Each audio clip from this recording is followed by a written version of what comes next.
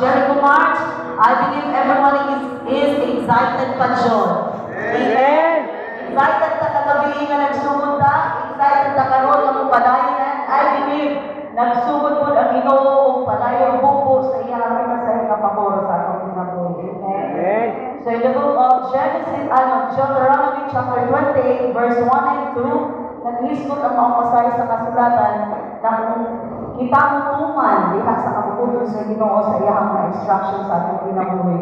Siya mismo ang Diyos na mag-aabli sa tapuanan sa kalangitan, mag-aabli sa mga puntahan sa panalangin. Ayan, so basahon natin, no?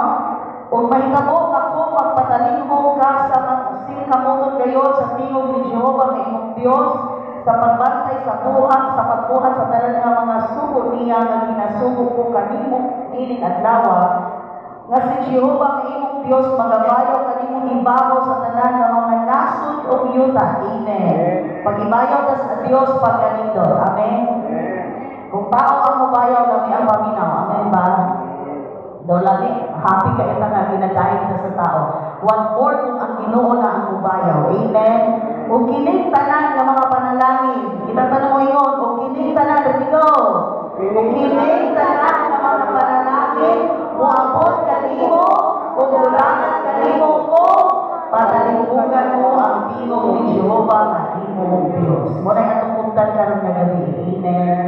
So as we go around the municipality of Carmen, atong puntan nga ang atong tinguha, ang atong ipangandoy para sa pumayaan sa Diyos. Join sa atong sugod kagabi, palakpakan na ang Diyos sa mga kinabuhi, ang nanas sa kadugang karon, mga first time. So let us always remember sa atong pagtuyong maghilom ng tanong. We will wage war against the principalities of the air. Tanan nga naas buhat sa kaaway. Kutob sa inyong mahinumduman, mga bisyo, mga addiction, tanan. Ibutan na ito sa atong huna-huna ang kining tanan, gibuntong na sa Dios. Kung ang atong pagtuyo, mauna declaration na ito, nag-claim na ito, naningdaog ang Dios sa ato ang munisipyo sa Carmen. And don't you know, nga tungod sa imong kinabuhi, padayon i-preserve sa Ginoo ang ato ang munisipyo. Dili lang ang atong munisipyo, ang atong probinsya, ang atong nasod. Kabalutan nga kung adunay mga katawhan sa Dios, according to Chronicles, nga magpaubos ilang kaugalingon, mangayong pasaylo sa Ginoo ang Dios, magapaminaw gikan sa iyang gingharian, o magapasaylo sa kasalanan sa ato ang nasod, sa atong pamilya sa tanan, o iyahang ayuhon ang atong nasod. Amen. Ayuhon ang atong mga yuta, ayuhon ang tanan nga ato ang mga resources. With that, ang ihatag kay Pastor Ton ang panahon. Sige, ato sa basahan ang Joshua 6:10 para sa pagkong karoon ng joy.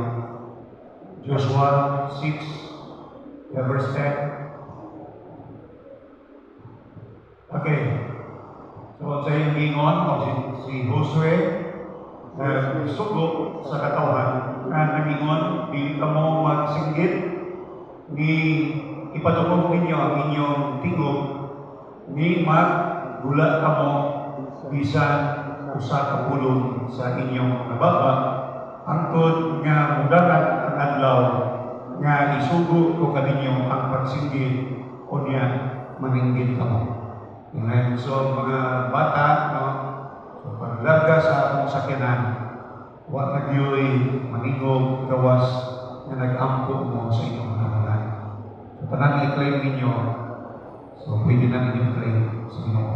Kung tunay gusto ninyo bungkagon, bungkaga, pinahig sa inyong mga pamamulan sa ngalan sa Diyos. Father, in the name of Jesus, Lord, karon Ginoo, ikagawangan, Lord, sa ang pagtuyok miningan, ang isip ko sa Carmen.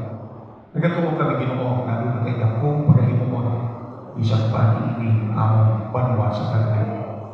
Tanan nga plano buhat sa kaaway, pinaputol na muna kung amo ka na ginawasak sa pangalan ng Kristo Jesus. In the mighty name of Jesus.